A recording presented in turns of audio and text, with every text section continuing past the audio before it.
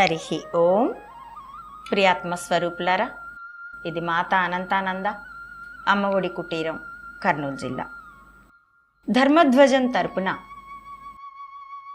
శ్రీమద్ భగవద్గీతని ఒక్కో శ్లోకాన్ని వ్యక్తిత్వ నిర్మాణ పరంగా స్పృశిస్తూ హిందూ సమాజ శ్రేయస్సుని ఆకాంక్షిస్తూ చేస్తున్న దృశ్య మాలికలో మరొక వీడియోని నేను మీతో పంచుకుంటున్నానండి.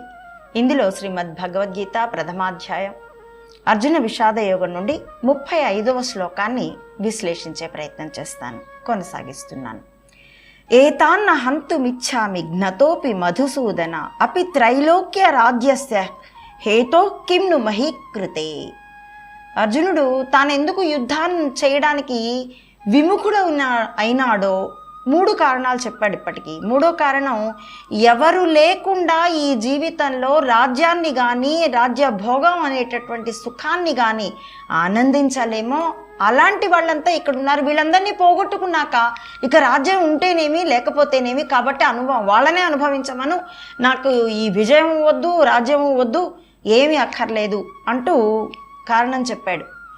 దాన్నే కొనసాగిస్తూ ఇప్పుడు అంటున్నాడు, అపి త్రైలోక్య రాజ్యస్య, వీళ్ళందరూ చచ్చాక త్రిలోకాధిపత్యం ఇంద్ర పదవిని ఇస్తానన్నా కూడా నాకు అక్కర్లేదు.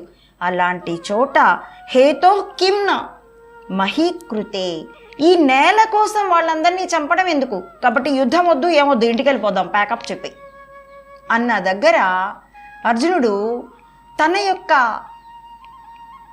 ఏ అభిప్రాయం అయితే ఉందో, తను ఏ నిర్ణయం తీసుకున్నాడో ఆ నిర్ణయాన్ని సమర్థించుకుంటూ ఎదుటి వారిని కూడా ఆ నిర్ణయాన్ని సమర్థించమని నచ్చజెపుతూ కన్విన్స్ చేస్తూ చెబుతున్న వాదనలన్నీ ఇవి.